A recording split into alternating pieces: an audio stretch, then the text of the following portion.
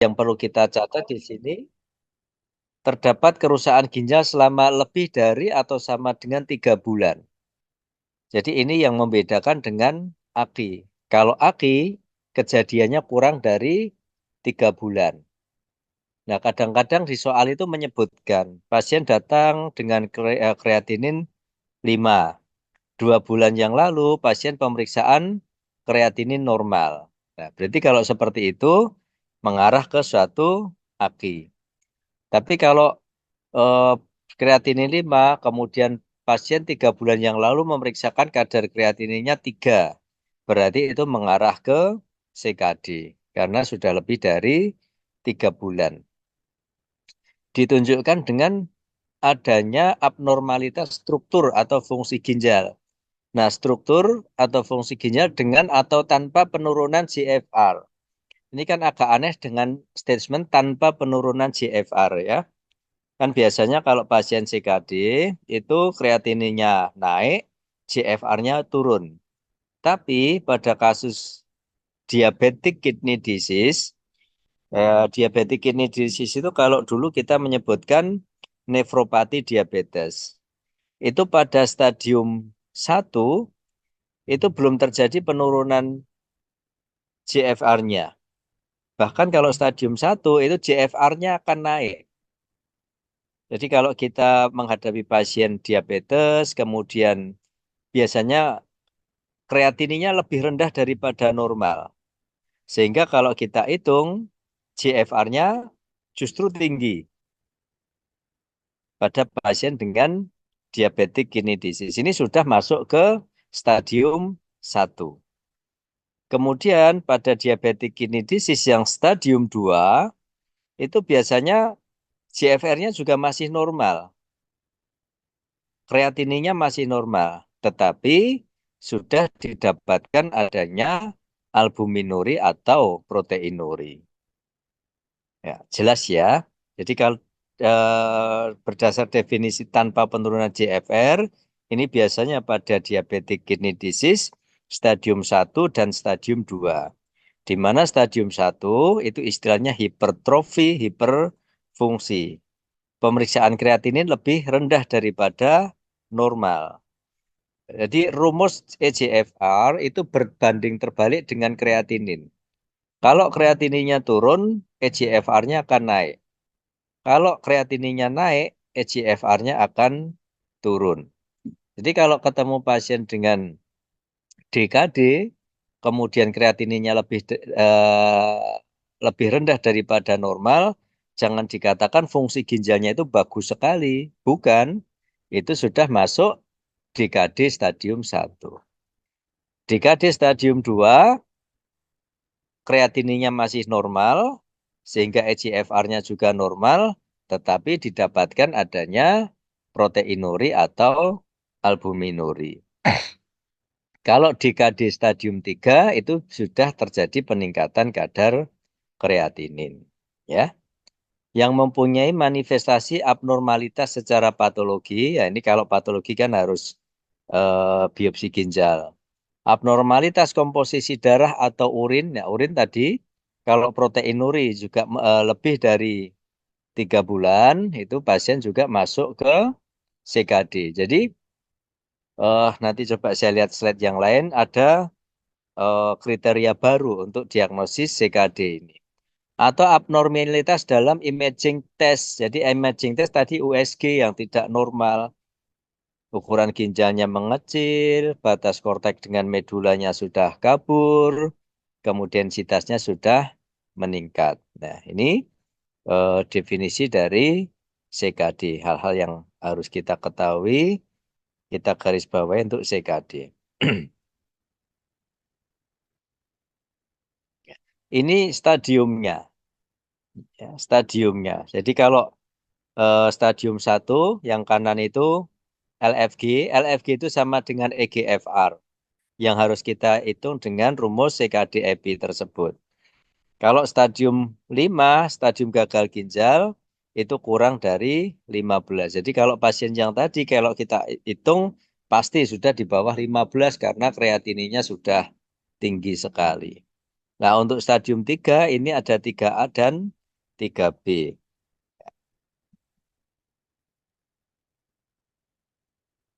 Ini sekalian indikasi hemodialisis atau indikasi cuci darah.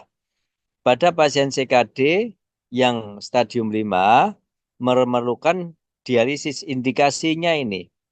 Yang satu, apabila LFC kurang dari 10 dengan ada gejala-gejala uremi, misalnya pasien nafsu makannya turun, sering mual, muntah-muntah, kemudian ada tanda-tanda malnutrisi, kemudian ada edema baik di tungkai maupun di edema anasarka, kemudian kadang-kadang pasien sesak itu masuk gejala uremi. LFJ kurang dari 10 sudah kita mulai untuk HD. Tapi kalau pasien itu tidak ada keluhan apapun, tenang-tenang saja pasiennya, LFJ kurang dari 5 baru kita lakukan program untuk HD. Ada perbedaan khusus untuk pasien dengan diabetes dengan DKD, laju filtrasi kurang dari 15 meskipun tidak ada keluhan, sudah mulai kita lakukan inisiasi HD rutin. Kemudian ada indikasi khusus di sini, ada komplikasi akut, ada edema paru, ada hiperkalemi, ada asidosis metabolik yang berulang.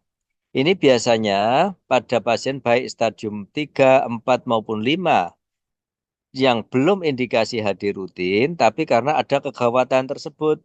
Misalnya pasien CKD 5, kemudian tiba-tiba dia sesak nafas, mungkin karena intake cairan yang terlalu banyak, atau makan buah-buahan yang banyak kalium, sehingga edema paru, hiperkalemi, itu kita lakukan HD. Ya, tapi HD di sini belum HD rutin yang seminggu 2 kali gitu belum. Hanya HD ekstra saja.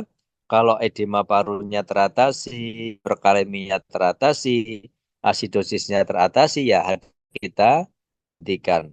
Lakukan terapi konservatif lagi. Tidak perlu program HD rutin. Ya. Mungkin dari sini ada yang pertanyaan dulu. Saya izin bertanya, dokter. Hmm, silakan. Kalau untuk pasien CKD stage 5, itu kalau kita ditanyakan terapi utama lebih baik hemodialisis atau transplantasi ginjal, dok? Yang paling baik transplantasi ginjal. Paling baik. Tetapi untuk mencapai transplantasi ginjal, pasien biasanya harus menjalani hemodialisis dulu. Karena dalam persiapan operasi, kita harus menurunkan terutama kadar uriumnya, kadar kreatininnya, kadar kaliumnya, volume overload. Kita turunkan dengan hemodialisis. Jadi kalau ditanyakan yang terbaik apa, transplantasi. Tetapi sebelum transplantasi pasien harus hemodialisis dulu. Jelas yang saya maksudkan ya. Jelas, dokter. Terima kasih. Ya. Ada yang tanya lagi? Saya izin bertanya dokter, untuk Mm-mm. dengan pasien dengan kegawatan tadi yang udah gagal ginjal terus ada kayak edem paru, hiperkalemi sama asidosis metabolik berulang itu kan nanti hemodialisisnya itu nggak yang rutin dok. Nah, Mm-mm. nah nanti dilanjut dengan terapi konservatifnya itu apa aja Mm-mm. dok? Untuk terapi konservatifnya apa saja dok? Bentar saya carikan slide-nya tadi ya. Saya sudah keluar slide tadi. Saya mau mencari definisi yang terbaru.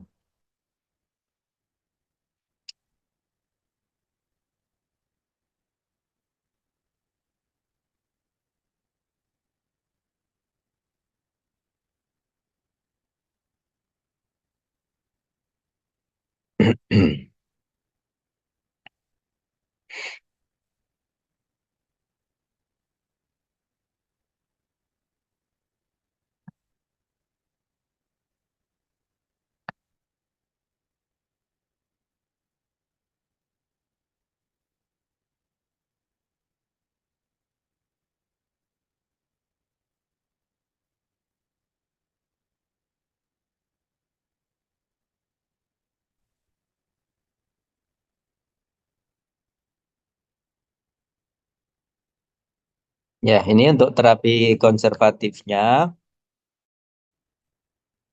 Jadi tujuan terapi konservatif pasien CKD, satu untuk menghambat progresivitasnya, yang kedua mencegah terjadinya kematian awal karena penyakit kardioserebrovaskuler. Terapi ini meliputi ini berhenti merokok, pengendalian tekanan darah, ya, target tekanan darahnya ini kurang dari 130/80. Kemudian pengendalian gula darah, target HbA1c-nya kurang dari 7. Pengendalian kadar lemak, target LDL kolesterolnya kurang dari 100. Kita juga melakukan koreksi terhadap anemianya, terutama menggunakan eritropoietin, stimulating agent namanya. Penggunaan eritropoietin apabila kadar Hb kurang dari 10 dengan target Hb 11 sampai 12. Jadi target Hb pada pasien dengan CKD tidak boleh lebih dari 13, maksimal 11 sampai 12. Karena kalau sampai lebih dari 12 itu akan berisiko untuk terjadinya gangguan di jantung. Sehingga kalau normal kan di atas 13. Nah, pada pasien CKD, koreksi anemi targetnya hanya 11 sampai 12. Ya, pengendalian kadar fosfat, vitamin D, dan yang sangat penting yang nomor 7 ini, ya, pembatasan protein. Jadi pembatasan protein mulai dilakukan pada pasien dengan laju filtrasi kurang dari 60.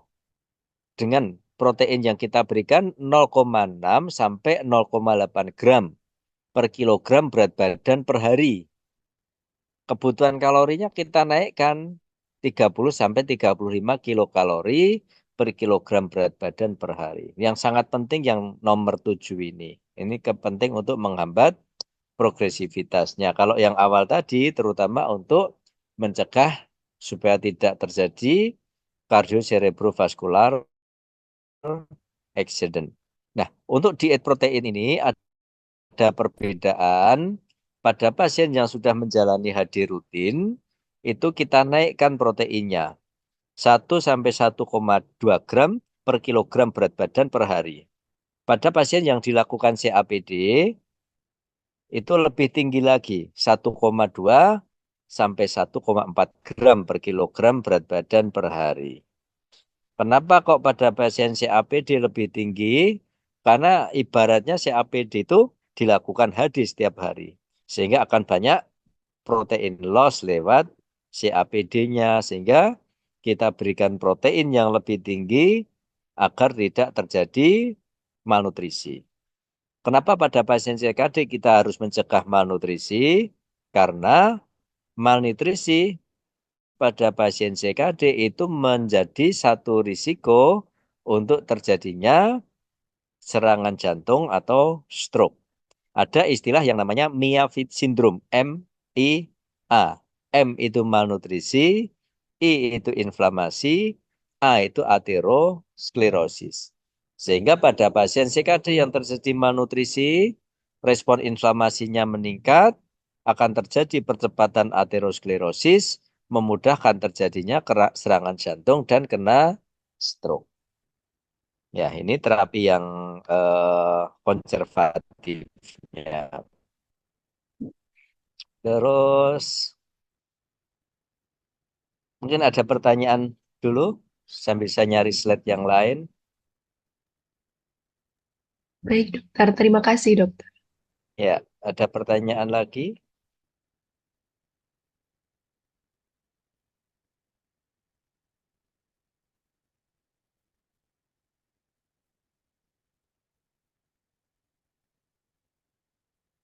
Saya carikan slide saya yang lainnya.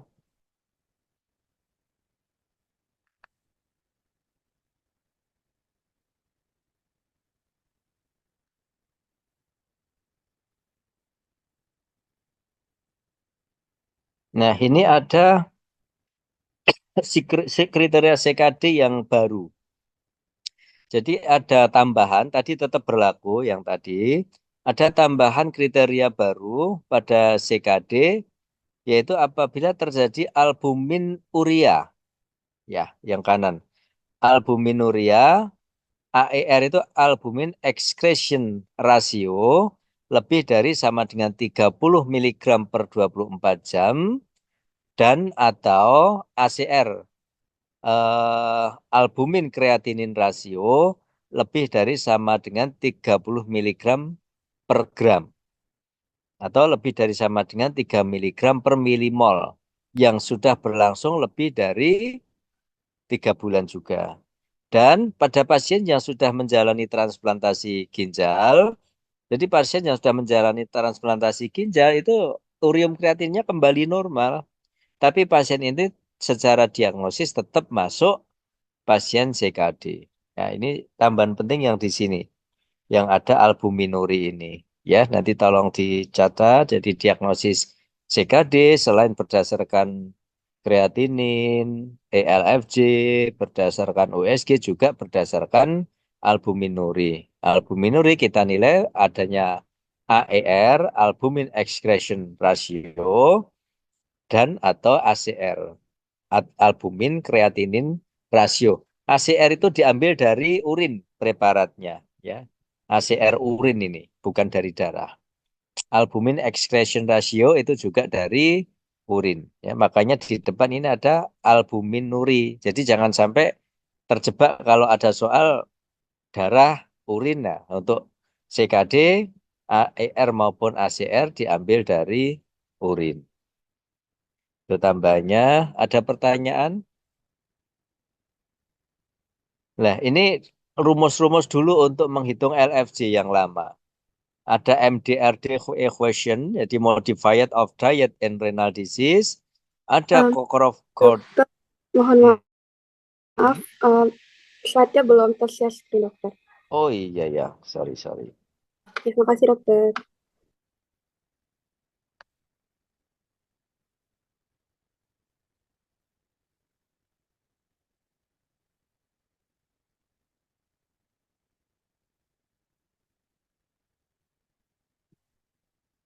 Ya, udah kelihatan slide-nya? Sudah, dokter. Nah, ini yang tadi saya sampaikan mengenai albumin urea. Ya, ada AER, ada ACR. Ya, tadi keterangannya sudah saya berikan. Nah, ini gambaran USG. USG normal seperti ini. Ya, ini kalau kita ukur ini panjangnya. Normal 9 sampai 14 atau 9 sampai 15. Ini yang batas korteks dengan medula ini. Hitam ini normal. Kemudian densitas korteks ini.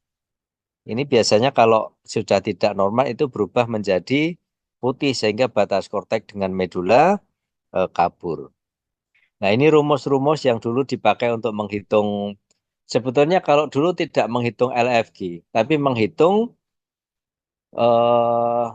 creatinine clearance test atau CCT.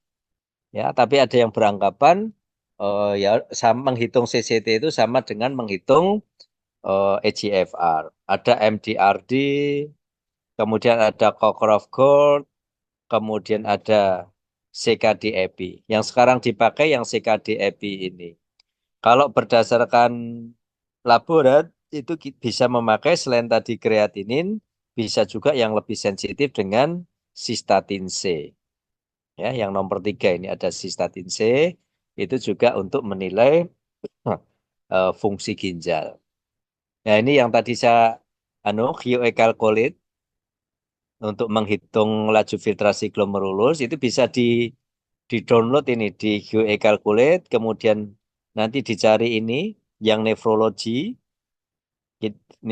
diklik, nanti akan muncul EGFR ini. Kemudian EGFR kita klik, ini akan ada banyak pilihan untuk menggunakan EGFR. Kita pilih yang menggunakan CKD-EPI. Nah, komponen dari CKD-EPI ada ini. Ada gender, jenis kelamin, ada ras. Tapi sekarang ras ini sudah nggak dipakai lagi, yang terbaru. CKD-EPI 2021 tidak ada lagi pertanyaan tentang ras. Jadi kita tinggal ngeklik ini. Gender kita klik, ya. Gender kita klik nanti akan muncul male female, tinggal klik kalau laki sesuai dengan jenis kelamin pasien. age, usianya berapa kita ketik, kreatinin berapa kita ketik. Setelah kita ketik semua nanti akan muncul sendiri hasil eGFR dari pasien. Yang betul eGFR ya, bukan GFR tapi ada tulisan E kecil. Estimated glomerular filtration rate. Kenapa angkat estimated? Karena itu hanya berdasarkan rumus perkiraan. Karena kalau yang bukan estimated itu menggunakan pemeriksaan yang namanya renogram. Ya, tapi itu bukan hal yang mudah karena tidak semua rumah sakit punya alat tersebut. Ini etiologi dari penyakit ginjal yang paling banyak saat ini diabetes kalau di Indonesia. Kemudian ada hipertensi, ada glomerulonefritis, penyakit ginjal polikistik, obat-obatan terutama analgesik yang jangka panjang, sumbatan atau obstruksi, misalnya pada batu saluran kencing, BPH, CA cervix. Kemudian penyakit pembuluh darah seperti vaskulitis, arteritis. Juga ada infeksi yang bisa menimbulkan penyakit ginjal kronis, misalnya HIV, sickle cell disease, amyloidosis. Amyloidosis ini lupus nefritis, lupus masuk di amyloidosis ini. Kemudian juga infeksi pada ginjal yang namanya pyelonefritis juga bisa menjadi penyebab CKD. Gejala pasien dengan CKD seringkali asimptomatik tanpa gejala. Asimptomatik tanpa gejala. Kecuali kalau yang sudah stadium berat. Biasanya sudah stadium 4 itu mulai muncul gejala-gejala. Gejala umum, badan lemah, cepat lelah, gangguan GI tract, mual, muntah, cekuen. Seringkali pasien CKD itu masuk ke rumah sakit karena mual muntah. Sehingga seringkali dari dokter jaga IGD itu perawatannya diberikan dokter gastro KGEH. Begitu hasil ureum kreatinin tinggi, baru sadar kalau penyebabnya CKD. Jadi memang sesuai dengan teori bahwa pasien CKD itu asimptomatik dan gejalanya itu juga gejala sistemik menyerupai keluhan-keluhan dari penyakit lain. Ya, ini tadi sudah tadi pembatasan protein. Nah, ini yang poin 8 ini kita garis bawahi juga. Kalau pasien sudah stadium 5, indikasi HD atau indikasi terapi pengganti ginjal, renal replacement therapy. Saat ini ada 3 terapi pengganti ginjal yaitu HD, kemudian CAPD, dan transplantasi ginjal. Ya, tadi udah ada yang tanya, bagus mana antara HD dengan transplantasi ginjal?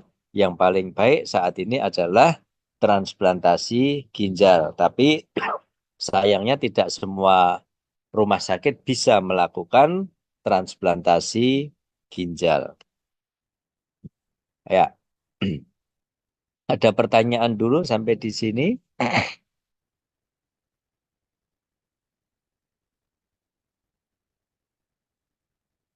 Nah, ini kalau HD, ini kok mesinnya seperti ini. Komponen yang penting ini ada dialiser namanya. Ya, dialiser ini yang dianggap sebagai ginjal buatannya. Komponen yang paling penting karena yang paling mahal juga dialiser ini.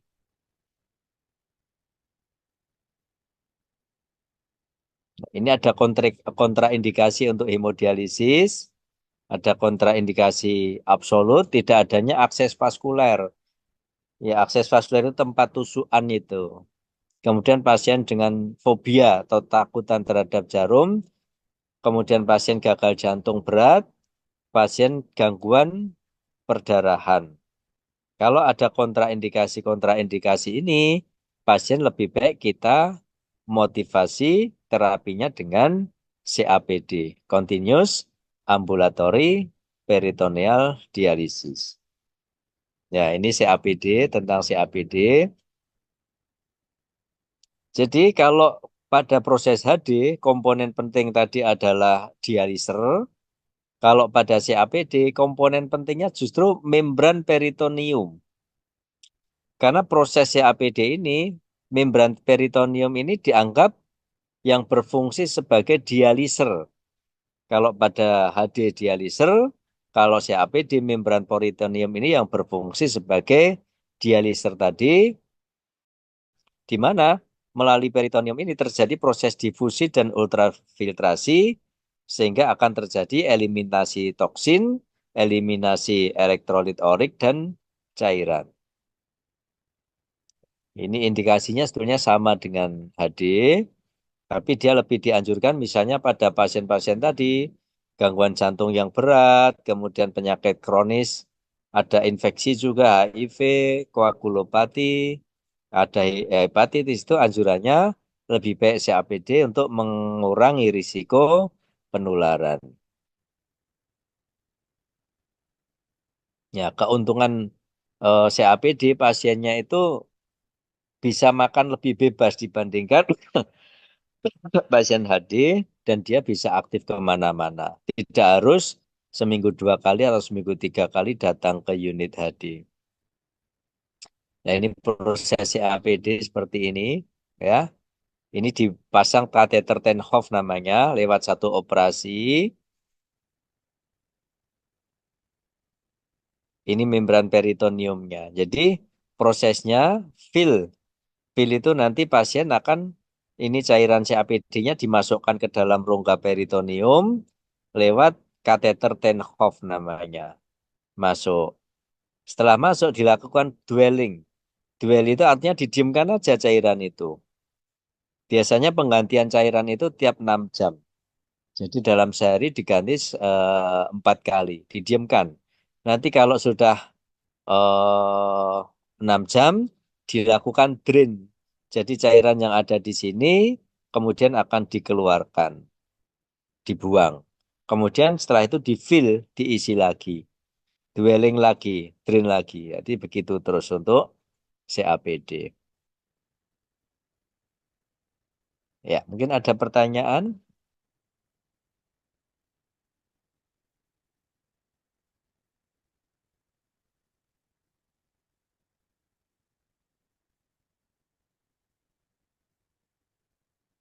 Ada pertanyaan? Belum ada, Eh, Dok. Belum? Sudah jelas ya tapi ya.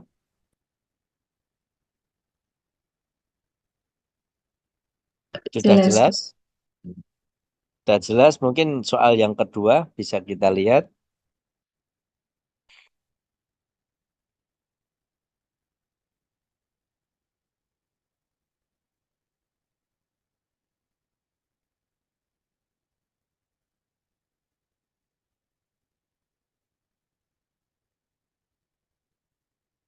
Anak berusia 1 tahun datang dengan keluhan mencret sebanyak 10 kali. BAK sedikit, turgor kembali lambat, mata cekung, tidak mau minum, akral dingin. Pada pemeriksaan laboratorium didapatkan urium 80, kreatinin 2. Apa diagnosis yang paling mungkin pada kasus di atas?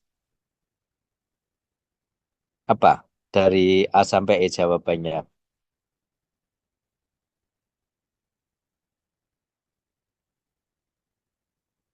Ya, jawabannya yang B. Tapi istilah sekarang bukan gagal ginjal akut. Jadi kalau nanti pembuat soalnya sudah ngikuti yang terbaru, istilahnya gangguan ginjal akut, bukan lagi gagal ginjal akut. Nah, saya coba cari slide saya dulu ya. Mungkin ada yang tentang AKI.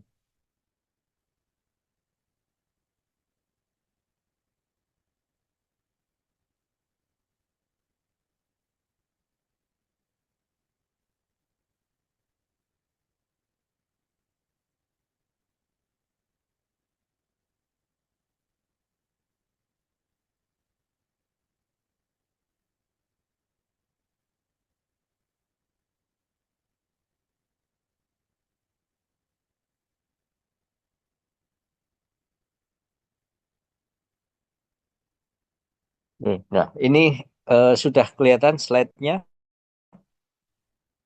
Sudah, Dok. Sudah, saya slideshow dulu.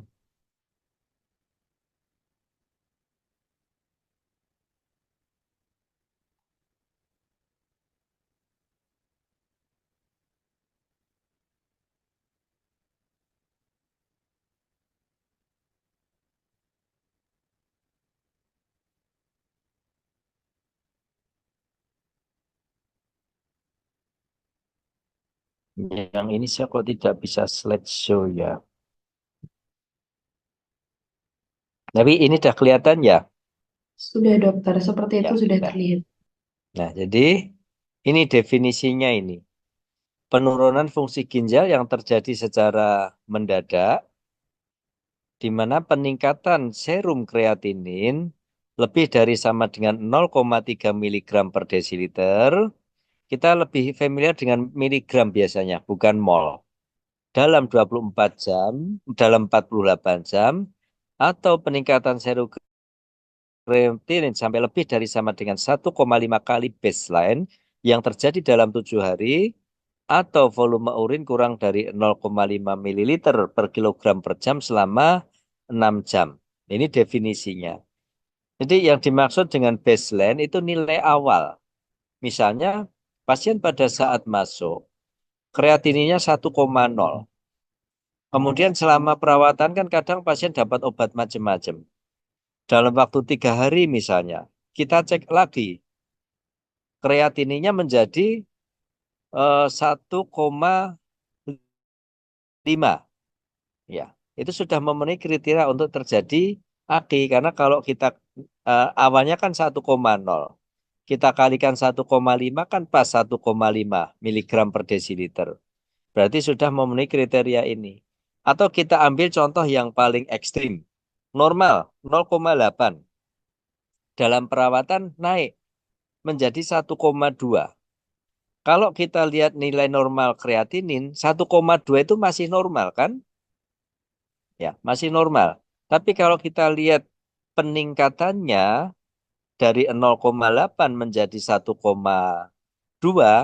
itu sudah naik sebanyak 1,5, 1,5 kali dari 0,8 dari baseline. Itu sudah terjadi akut kidney injury meskipun kalau kita lihat kreatininnya normal ya. Artinya baseline itu dari nilai awal pada saat pasien masuk. Ini stadium dari AKI. Yang saat ini dipakai yang atas itu. Yang kita namakan AKIN, kriteria AKIN. AKIN 1, AKIN 2, AKIN 3. Ya, nanti bisa dibaca ini untuk kriteria AKIN. Yang kita garis bawahi di sini kalau pasien sudah masuk ke AKIN 3, ini pasien indikasi untuk dilakukan renal repression therapy. Sudah indikasi untuk dilakukan HD. Ya.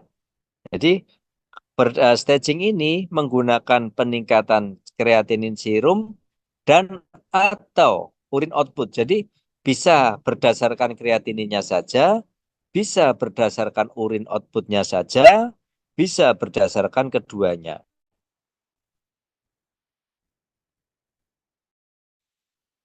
Kadang-kadang pasien itu tidurnya sudah mulai sedikit nih, kurang dari 0,5 ml per kilogram per hari selama 6-12 jam.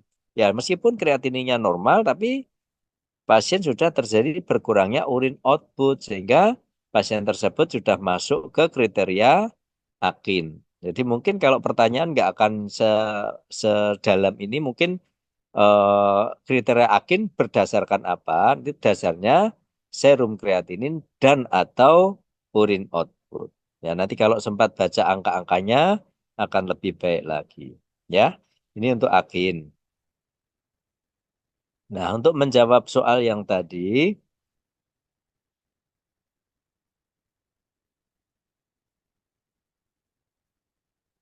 nah, AKI itu sebenarnya dibagi menjadi 3 berdasarkan etiologinya. Slide saya nggak ada itu. Yang satu prerenal.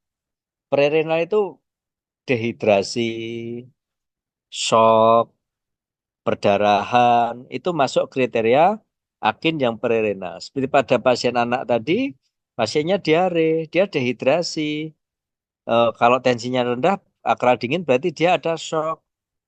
Sudah ada peningkatan urium kreatinin, berarti ada AKI. AKI yang mana? AKI yang prerenal, karena penyebabnya adalah shock. Kemudian yang kedua adalah AKI yang renal. Renal itu penyebabnya ini obat-obatan yang nefrotoksik. Ya, misalnya cefotaxim, gentamisin, beberapa obat TB, itu bisa menyebabkan gangguan ginjal melalui mekanisme nefrotoksik. Ada obat hipertensi yang bisa menyebabkan AKI juga, yaitu golongan ACE inhibitor dan golongan ARB. Itu juga bisa menyebabkan AKI. Eh, ACE inhibitor itu yang boxopril itu. Captopril, lisinopril, ramipril.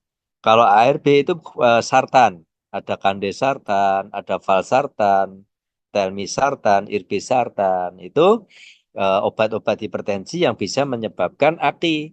Anehnya, ARB ataupun ACE inhibitor itu bisa menyebabkan AKI melalui mekanisme prerenal dan mekanisme renal. Jadi dia bisa menyempitkan arteria renalis ginjal sehingga ini masuk kriteria prerenal, tapi dia bisa juga langsung merusak ginjal. Tapi umumnya dia lebih banyak melalui prerenal. Kalau obat-obatan antibiotik, anti nyeri, TB itu murni dia nefrotoksik. Juga radiokontras. Radiokontras misalnya kateterisasi jantung itu bisa menyebabkan AKI. MRI itu juga bisa menimbulkan AKI. Pembagian yang ketiga adalah obstruktif, penyebabnya obstruksi, misalnya CA cervix, batu, ureter, kemudian ada BPH itu masuk ke kriteria yang postrenal atau obstruksi. Ini penata laksanaan pencegahan dan penata laksanaan yang penting atasi kekurangan cairan. Kemudian cairan yang digunakan adalah isotonik. Ya, sekarang isotonik itu RL, NaCl, asering. Sekarang kalau dulu ada cairan yang namanya koloid, namanya HES, tapi sekarang sudah nggak ada lagi karena HES cairan koloid ini menimbulkan gangguan ginjal sehingga sekarang sudah tidak ada lagi. Kemudian kita harus mengatasi hipotensinya, oksigenasi yang optimal. Kalau tensinya masih rendah, kita perlu vasopresor. Vasopresor itu obat untuk naikkan tensi. Ada dobutamin, ada NEP, ada dopamin. Ini untuk nutrisinya hampir sama dengan pasien CKD. Diuretik, furosemid pada pasien AKI tidak direkomendasikan kecuali bila ada overhidrasi. Jadi kadang-kadang dokter itu latah, wah ini kreatininya tinggi, langsung diberikan furosemid. Padahal pasiennya tenang-tenang saja, tidak sesek, tidak ada overhidrasi. Itu tidak tepat. Kalau kita mau menggunakan furosemid, pasien harus berada dalam kondisi overhidrasi. Tanda-tanda overhidrasi itu ada sesak, ada JVP yang meningkat, kemudian ada ronki seperti soal yang pertama. Soal yang pertama tadi itu ada tanda-tanda overhidrasi. Nah, ini indikasi HD pada pasien AKI, ada hiperkalemi, ada asidosis metabolik, ada oliguri lebih dari 12 jam. Oliguri lebih dari 12 jam ini sudah masuk kriteria AKIN 3. Ya, jadi indikasi HD pada pasien AKI, hiperkalemi, asidosis metabolik, dan pada AKIN 3. Ya, itu tambahan untuk AKI. Ada pertanyaan?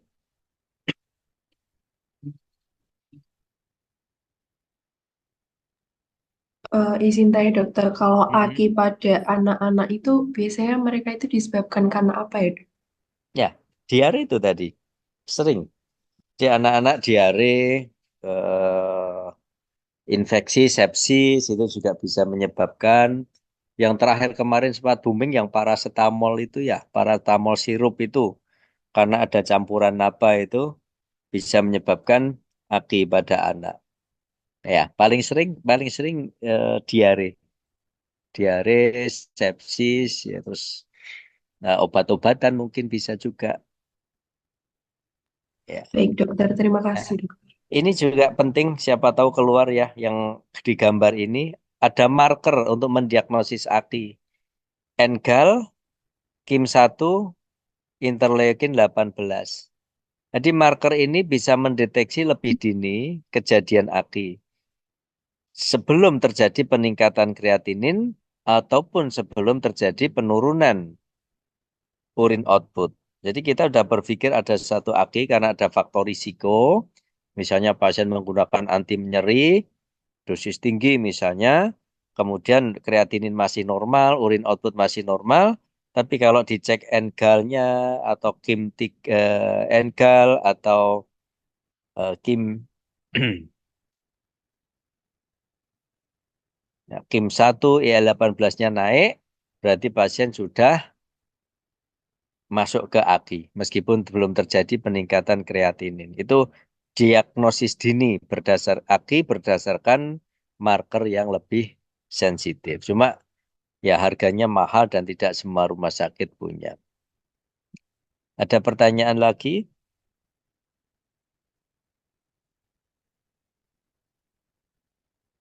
Sudah tidak ada? Bisa dilanjut soal berikutnya.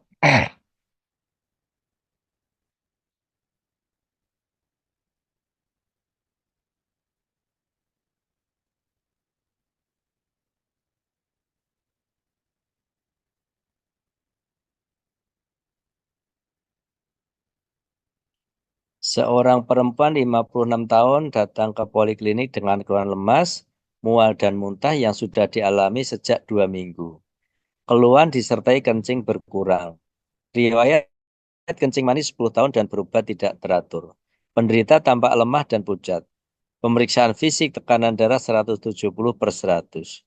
Konjungtiva anemis, JVP dah naik, bunyi pernafasan bronkofesikuler, bronki basal kedua lapangan paru, shifting dullness, berarti ada asites ya kalau shifting dullness itu, tungkai, ya berarti ini kan ada edema anasarka, ya ada asites, edema tungkai. Hasil laboratorium HB 8,9, GDS-nya 89, urium 230, kreatinin 10,6 dengan laju filtrasi 21. Apakah pemeriksaan penunjang yang dianjurkan? Apa jawabannya?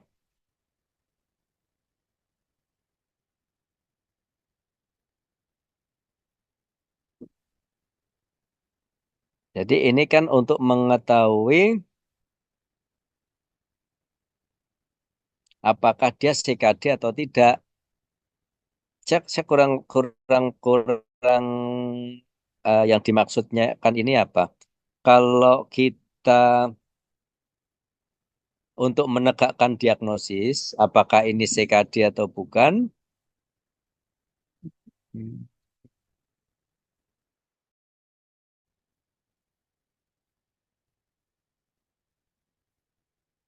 USG. Oh, USG-nya abdomen. USG abdomen tidak khas. Biopsi ginjal kalau sudah urium kreatinin segitu kita tidak lagi melakukan biopsi ginjal. Pemeriksaan yang kalau menurut saya ini pemeriksaan kadar protein urin ini. Kayaknya si pembuat soal ini akan mengarahkan soal ini ke sindroma nefrotik atau diabetic kidney disease. Nah, untuk menegakkan diagnosis sindroma nefrotik atau diabetic kidney disease itu memang kita harus lihat kadar protein urinnya. Kenapa soal ini pembuat soal juga menonjolkan adanya edema anasarka. Ya, saya rasa ini yang kadar protein urin yang penting.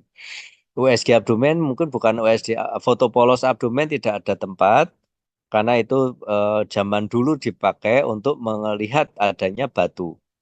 Jadi pada pasien dengan kolik. USG abdomen ini abdomen terlalu luas USG-nya. Akan lebih baik kalau ini USG ginjal. Tapi USG ginjal pada pasien dengan diabetes itu USG ginjalnya juga normal biasanya.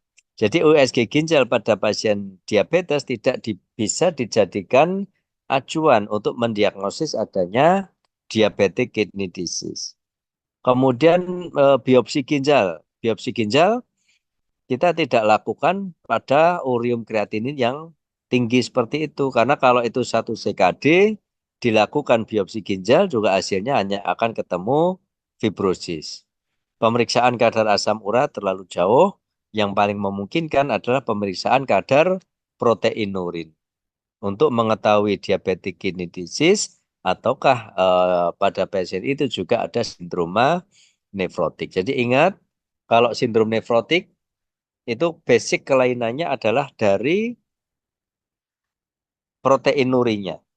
Proteinuri yang masif, kemudian akan menyebabkan berkurangnya kadar albumin atau hipoalbumin. Hipoalbumin ini secara klinik akan menimbulkan edema anasarka. Akibat dari hipoalbumin, hepar melakukan kompensasi dengan membentuk kolesterol. Sehingga pada pasien dengan sindrom nefrotik, kolesterolnya akan tinggi. Kemudian karena kolesterolnya tinggi, pada muncul kolesterol sehingga akan terjadi lipid urea. Ya, yang ketiga ini proteinurin yang lebih pas. Ada pertanyaan?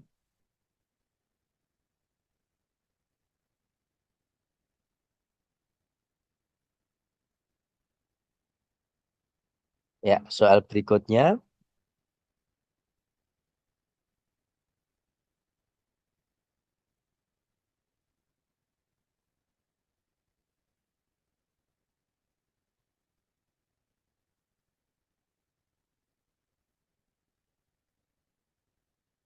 Nomor 4 ini ya.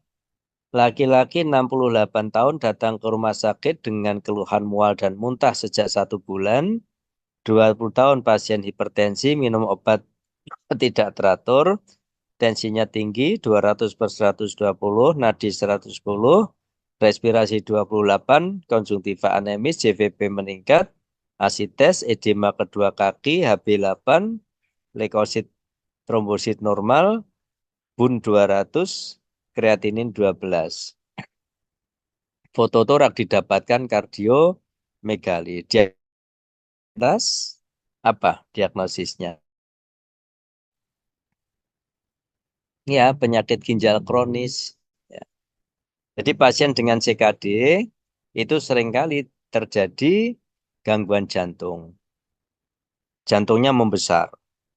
Karena apa? Satu, karena hipertensi yang pasien CKD kan seringkali hipertensi. Sehingga akibat dari hipertensi akan terjadi kardiomegali.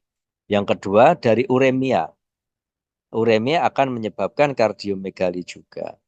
Sehingga pada pasien CKD akan sering disertai dengan ada istilah yang dinamakan kardiorenal syndrome. Nah, nanti bisa dibaca kardiorenal syndrome itu ada 4 tipe, 4 atau 5 tipe. Ya, jadi pasien ini diagnosisnya ya penyakit ginjal kronis. Nanti kalau ada jawaban kardiorenal syndrome ya kita jawab kardiorenal syndrome.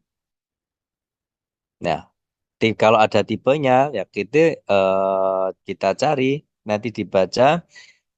Kalau pada kasus ini penyakit ginjal kronis dulu, kemudian terjadi gangguan jantung. Jadi kardiorenal syndrome kronis itu kalau nggak salah tipe 4 itu. Penyakit ginjal kronis menyebabkan penyakit jantung kronis. Ya.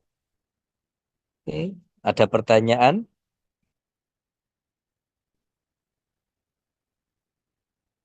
Nomor 5. Seorang anak perempuan 6 tahun datang dengan keluhan BAK kurang, diare, muntah 3 hari yang lalu. Ayahnya kemudian mempuasakan anaknya dari makan dan minum. Hari ini anaknya minum air lebih dari 7 liter, tetapi BAK tetap sedikit. Diagnosis yang tepat apa?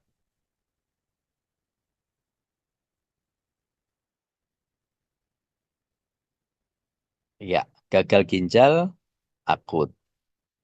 Kalau glomerulonefritis, biasanya soal itu akan menyebutkan keluhannya kencing berbusa misalnya.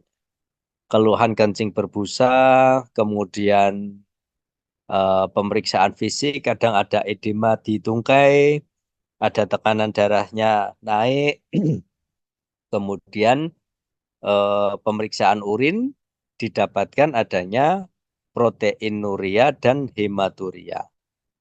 Jadi khasnya glomerulonefritis ada proteinuri, ada hematuria. Jadi kalau ada soal ini, kemudian ada tambahan, ya, ada pemeriksaan urin didapatkan proteinuri, kemudian eritrositnya 5 sampai 10 misalnya, kemungkinan diagnosisnya apa? Ya, kemungkinan karena glomerulonefritis. Itu mungkin. Jadi glomerulonefritis khas karena adanya proteinuri dan hematuri. Ya. Nah, glomerulonefritis itu ada soal ada proteinuri, kemudian ada eritrosit yang tinggi, kemudian secara klinis tadi ada bengkak di tungkai, ada keluhan kencing berbusa, ada tensi tinggi. Untuk menegakkan diagnosisnya apa? Nah, itu kita jawabannya biopsi ginjal. Ya, jadi kalau ada proteinuri hematuri, baik itu arahnya ke glomerulonefritis maupun arahnya ke sindrom nefrotik, penegaan diagnosisnya dengan biopsi ginjal. Nah, biopsi ginjal itu selain untuk menegakkan glomerulonefritis atau sindrom nefrotik, juga berperan untuk menentukan tipenya yang mana. Ya, ingat, sindrom nefrotik itu ada minimal lesion, ada membranous, ada vokal segmental, ada membranoproliferatif, glomerulonefritis juga ada itu. Nah, biopsi ginjal selain untuk menegakkan diagnosis, juga untuk mengetahui tipe-tipenya. Karena untuk masing-masing tipe, nanti terapi dan prognosisnya akan berbeda. Ya, ada pertanyaan?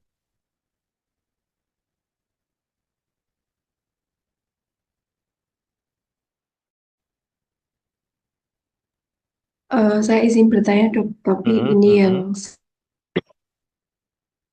soal tadi kan dokter bilang untuk perbedaan antara AKI dan CKD itu kalau yang AKI belum ada hipertrofi, tapi yang CKD itu udah ada hipertrofi ginjal. Nah itu dilihatnya itu dari USG ginjal ya dok berarti bukan USG abdomen. USG ginjal. Bukan Oh, hipertrofi ya, atrofi malah. atau iya, Mm-mm. maaf, dok. Atrofi, jadi ginjalnya USG. mengecil. Ah, ah. Kalau yang hipertrofi itu khusus pada DM. DM Oh, oke. ya yang stadium 1, nefropati. Dulu kita nyebutnya nefropati, DM, tapi istilah sekarang diabetic kidney disease itu stadium 1 itu kalau kita USG hipertrofi. USG-nya USG ginjal, bukan abdomen. Biasanya kalau soal ini kan mintanya yang spesifik ya. Sebetulnya kalau kita lakukan USG abdomen juga akan kelihatan ginjalnya, tapi kurang spesifik. Mintanya harus USG. Ya, ada pertanyaan lagi? Terima kasih dokter. Yuk.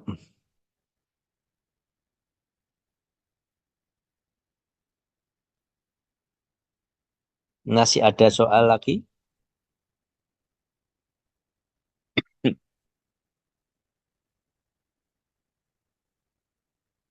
Dokter, saya izin tanya untuk yang nomor 4. Boleh scroll ke atas, Silakan. Aiza? Oke, oke, sebentar.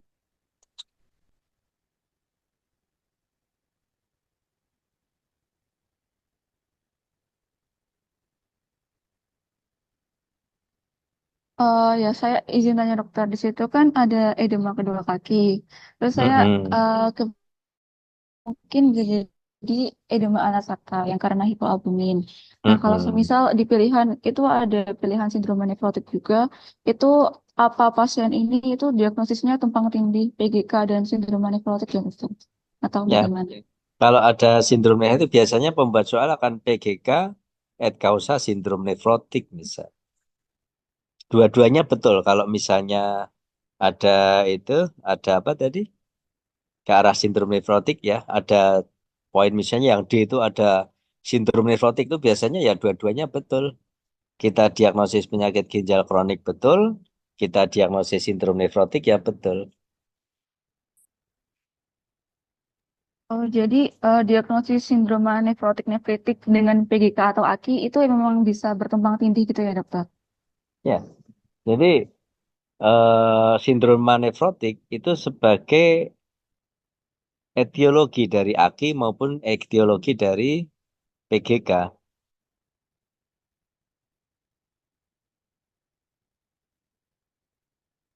Paham? Maksud saya paham. Oh, paham dokter. Soalnya saya tuh pernah ketemu soal di mana pilihannya itu ada PGK AKI dan juga ada sindroma nefrotik nefritik itu loh dokter. Tapi mungkin Mm-mm. nanti saya cari lagi. Kalau ketemu boleh saya kirimkan ke dokter ya. Boleh, boleh. Kita Baik, lihat. terima kasih dokter. Ya. Ada lagi pertanyaan?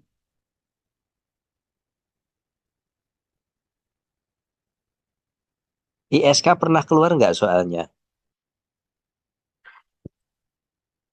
Infeksi saluran kencing. Jadi secara singkat untuk ISK,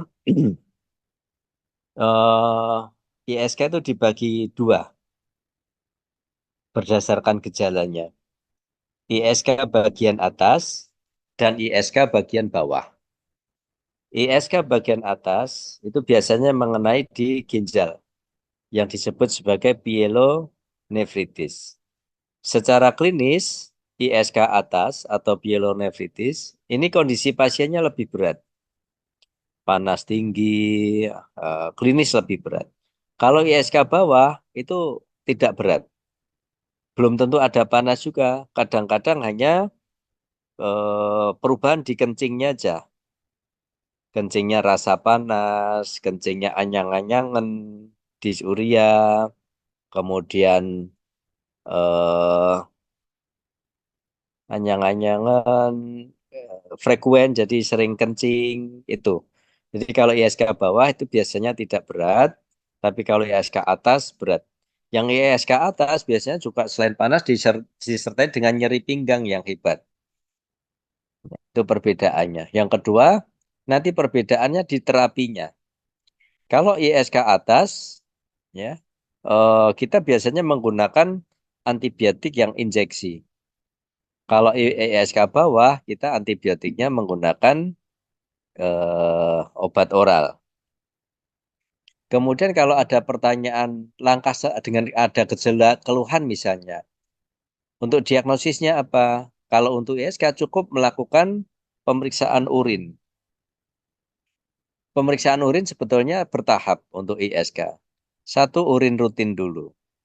Urin rutin kita lihat nanti ada tidak leukositnya berapa, naik atau tidak. Kemudian yang kedua kita lihat juga leukosit esterasenya, positif atau tidak. Yang ketiga kita lihat nitritnya, positif atau tidak. Kalau di antara itu leukositnya tinggi atau esterase leukositnya tinggi atau nitritnya positif yang mengarah ke ISK, kita lakukan kultur urin. Kultur urin nanti tegak diagnosis ISK kalau hitung kumannya lebih dari atau sama dengan 10 pangkat 5. Ya, jadi kalau ada pertanyaan eh, untuk yang mengarah ke ISK, diagnosisnya pakai urin. Urin baik urin rutin maupun kultur urin. Jadi tidak perlu USG. Jadi misalnya kalau pasien-pasien panas, nyeri pinggang, kadang kan mikirnya, oh ini kolik. Jangan-jangan ada batu. Langkah selanjutnya USG. Padahal di situ ada pilihan pemeriksaan urin. Jadi nggak pas. Yang dipilih pemeriksaan urin. Pembagian yang kedua adalah ISK yang komplikata sama ISK yang simple. ISK komplikata itu artinya ada pemberat. Yang pertama, pemberatnya kelainan sistemik, DM misalnya, atau pada wanita hamil. Itu masuk ke ISK yang komplikata. Kelainan yang kedua, kelainan atau anatomi di saluran kencing.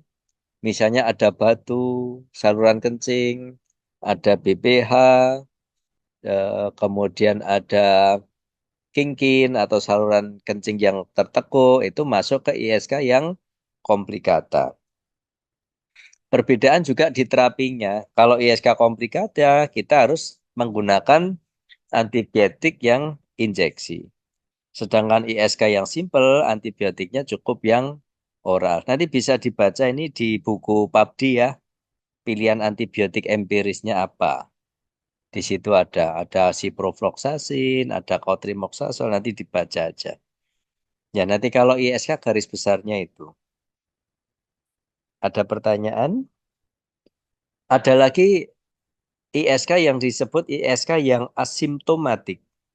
Artinya asimptomatik itu dari pemeriksaan urin itu didapatkan pemeriksaan leukosit yang tinggi atau leukosit esterase positif atau nitrit positif. Tapi pasien tidak ada keluhan apapun.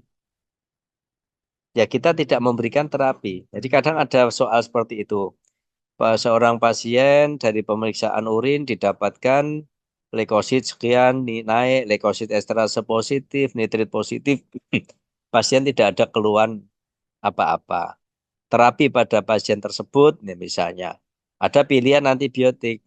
Tapi kalau itu asimptomatik pilihannya, ya tidak perlu antibiotik. Ya, itu untuk ISK asimptomatik. Ada kondisi tertentu di mana ISK yang asimptomatik itu kita berikan terapi antibiotik. Yaitu pada pasien ISK asimptomatik, di mana pasien tersebut ada gangguan sistem imun atau imunokompromis. Misalnya pasien itu ada diabetes. Diabetes kan termasuk imunokompromis. Nah, meskipun pasien itu tidak ada keluhan yang mengarah ke ISK atau ISK yang asimptomatik, kita memberikan antibiotik pada pasien tersebut. Ya, itu tambahan untuk ISK. Ada pertanyaan?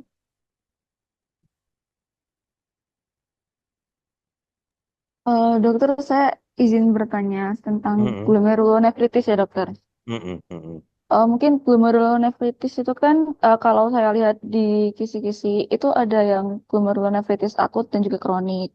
Untuk yang akut mungkin yang terkenal itu kan yang post infeksi Streptococcus yang biasa ada di anak-anak. Kalau Mm-mm. untuk yang kronik itu bisa ke semua umur atau gimana ya dokter? Perbedaannya dengan yang akut? Bisa semua umur. Anak-anak bisa, dewasa juga bisa. Cuma yang kronis tidak ada pencetus akut seperti infeksi tenggorokan itu.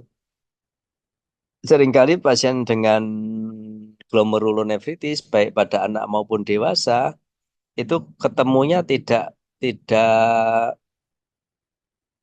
sengaja.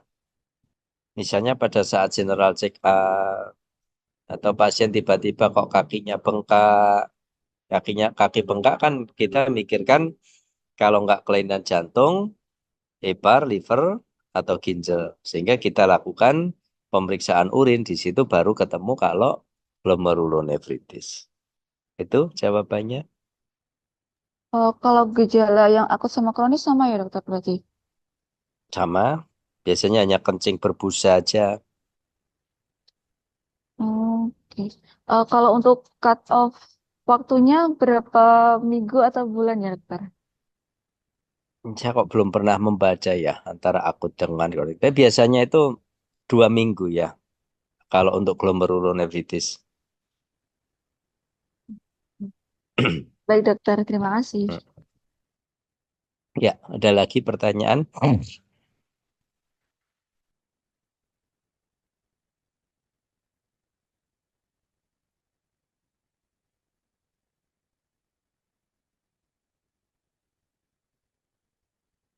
Untuk batu saluran kencing, mungkin yang perlu kita ketahui ada 3 jenis batu saluran kencing itu. Satu batu asam urat, dua batu kolesterol, tiga batu karena infeksi. Ya, batu karena infeksi itu disebut batu yang struvit. Nah, kalau nanti ada soal menggunakan BNO, ya, misalnya pasien ada keluhan nyeri pinggang kiri, hasil BNO-nya normal, tidak terlihat adanya batu. Tapi dari USG kelihatan adanya satu hidronefrosis. Apakah kemungkinan jenis batu pada pasien tersebut? Ya, kemungkinan jenis batunya adalah batu yang asam urat. Karena batu asam urat itu radiolucent, warnanya hitam. Jadi secara BNO tidak kelihatan. Tapi kalau batu yang kolesterol ataupun batu yang infeksi, itu batunya radio opak, warnanya putih. Pernah lihat foto BNO kalian? Kalau foto BNO itu kan dasarnya kan hitam. Jadi kalau batunya berwarna hitam kan tidak kelihatan. Tapi kalau batunya putih, yang batu kolesterol atau batu infeksi, struvit itu kelihatan. Kenapa kita berpikir ini satu batu? Karena meskipun BNO-nya tidak kelihatan, tapi USG-nya menunjukkan adanya satu hidronefrosis. Hidronefrosis kan salah satu petanda adanya obstruksi. Cuma USG itu tidak bisa melihat batu di ureter. Jadi USG itu hanya bisa mendeteksi batu di ginjal, nefrolitiasis bisa. Tapi batu di ureter USG tidak bisa mengetahui. Untuk diagnosis batu di ureter, kalau yang lama, nanti tergantung soalnya ya, bisa menggunakan BNO IVP. Cuma seakhir-akhir ini BNO IVP itu sudah tidak dianjurkan lagi. Kenapa? Karena BNO IVP itu menggunakan kontras. Kontras ini akan berisiko terjadinya AKI. Sehingga sekarang penggunaan BNO IVP itu sudah banyak ditinggalkan. Yang dipakai sekarang menggunakan CT urologi yang tanpa kontras. Kenapa tanpa kontras? Karena CT urologi meskipun tanpa kontras itu kalau ada batu sudah terlihat batunya. Dan lebih aman karena tidak menggunakan kontras. Terus kalau batu itu satu batu yang asam urat, salah satu terapinya kita menggunakan bikarbonat natrikus. Ini juga ini ya sekalian kembali ke AKI. Salah satu penyebab AKI itu asam jengkolat. Asam jengkolat, pasien habis makan jengkol banyak, kemudian dia minum air jeruk atau vitamin C yang asam-asam itu. Itu bisa terjadi pembentukan kristal jengkolat. Sehingga terjadi AKI. Nah, terapinya dengan menggunakan bikarbonat natrikus, bignat. Kalau pasien AKI yang berat gitu, penggunaan bignatnya kita berikan secara injeksi. Tapi kalau pasien dengan batu, asam urat, kita menggunakan bignat yang tablet untuk mengurangi keasaman dari urinnya. Ya, kalau batu kecil atau masih dalam bentuk pasir itu biasanya dengan pemberian bignat masih bisa hancur batu atau sludge-nya, pasirnya. Itu tambahan untuk batu yang penting. Ada pertanyaan?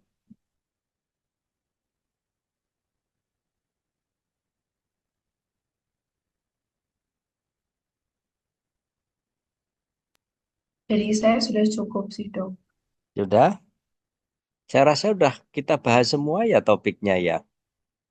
Batu sudah, yang penting-penting batu, ISK, AKI, CKD, GN, sindrom nefrotik.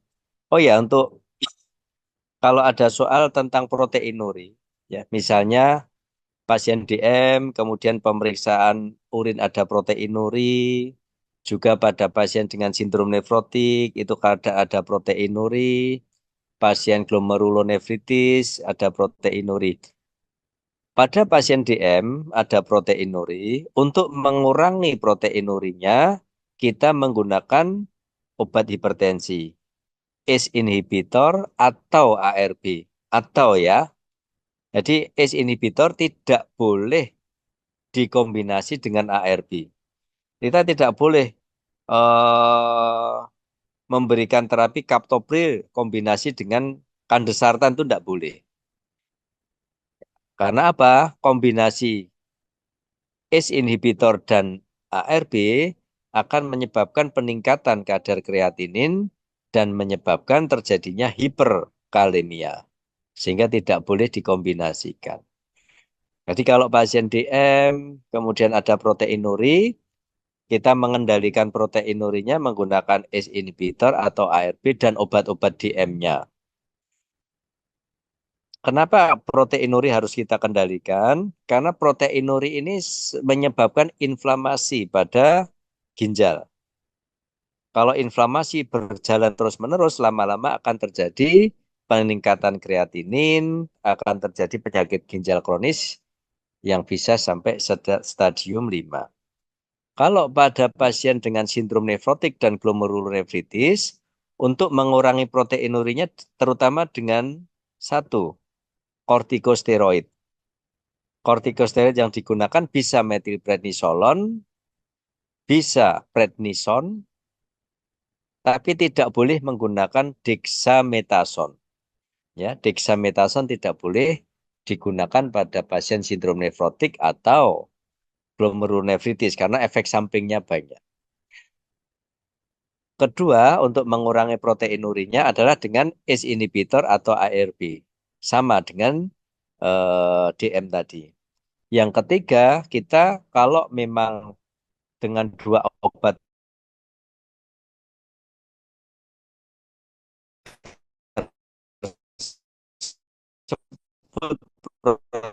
proteinurinya belum dan ada santimun, generiknya apa saya lupa santimun itu. Kemudian ada mecofenolat mefetil itu juga bisa dipakai sebagai imunosupresan. Ya, itu tambahan untuk proteinuri. Ada pertanyaan?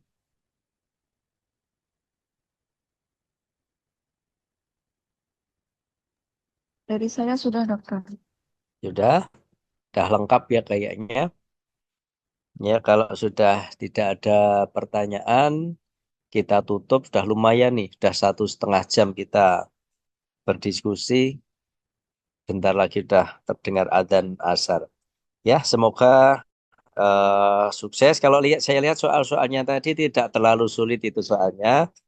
Mungkin bisa untuk kepustakaannya, kalau di penyakit dalam cukup buku PABDI itu sudah cukup itu.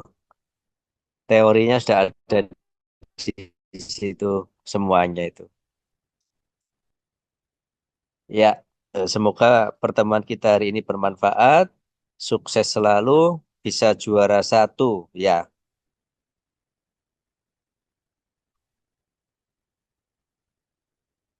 Baik saya. Assalamualaikum warahmatullahi wabarakatuh. Terima kasih banyak, dokter. Terima kasih, dokter. Terima kasih banyak. Terima kasih banyak, Ya, dokter.